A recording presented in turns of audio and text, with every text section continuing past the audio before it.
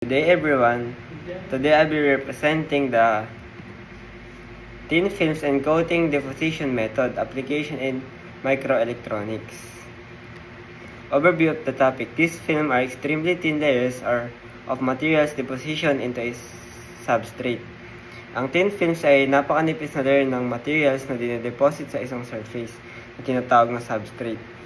Ginagamit ito sa microelectronics para gumawa ng transistor, integrated circuits, sensors, at protective coating. Ang deposition naman ay method na nagbibigay ng precise na control sa thickness, composition, at structure ng film. Important concept in thin film technology. Sa thin film technology naman, mahalaga ang ilang concept tulad ng film thickness ay mula nanometer hanggang micrometers at nakakaapekto sa performance ng device. Ang substrate materials tulad ng silicon, glass at metals ang base kung saan nilalagay ang film. Mahalaga rin ang surface adhesion para dumikit ng maayos ang film. Kailangan din ng uniformity at purity para maging reliable ang film. At ang electrical at optical properties ang nagde-determine kung paano ito gagana sa devices. Principle of thin film deposition. Ang deposition ay ang proseso ng paglalagay ng material layer sa isang surface kasama ang proseso ang material transport kung saan dinadala ang materials kung saan napupunta sa substrate at nucleation and growth kung saan nagsisimula ang maliliit na particles at nagiging continuous film. Mahalaga rin ang energy interaction sa atoms at substrate at ginagawa ito sa controlled environment tulad ng vacuum o chemical reaction chamber. Major deposition method. Common thin film deposition techniques.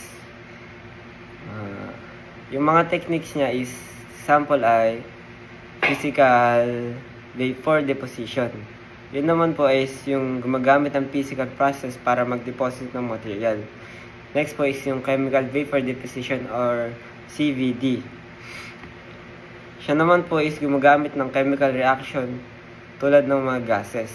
Next naman po is yung atom layer deposition or yung ALD.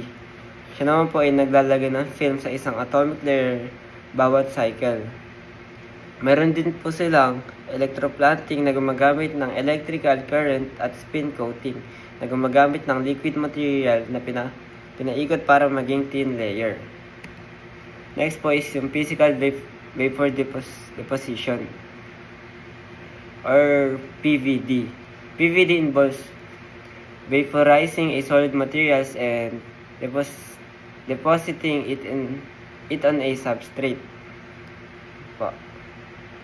Sa PVD po ay ang solid material ay binavaporize at pagkatapos ay dinedeposit sa substrate para maging thin film. Example nito ay sputtering at thermal evaporation. Ang advantage ng PVD ay highly purity films at magandang control sa thickness. Kaya madalas itong ginagamit sa paggawa ng metal layers sa semiconductor device. Next po is yung chemical vapor deposition or CVD. CVD po is a thin film ay nabubuo dahil sa chemical reaction ng gases, precursors sa ibabaw ng substrate. Ang reaction ay nagpo-produce ng solid material na nagiging film.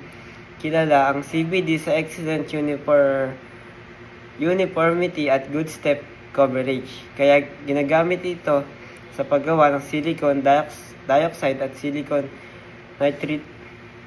nitride layers sa semiconductor fabrication. Next po is yung atomic layer deposition or ALD. ALD ay nagde-deposit ng thin film isang atomic layer bawat step gamit ang sequential chemical reaction. Dahil dito, napaka-precise ng thickness control at napaka-uniform ng film. Mahalaga ang ALD sa paggawa ng modern nanoscale transistor at advanced microchips. Application in microelectronics. Ang thin films ay ginagamit sa maraming microelectronics tulad ng integrated circuits, microprocessors, memory device, source cells, MEMS sensors. Ito po.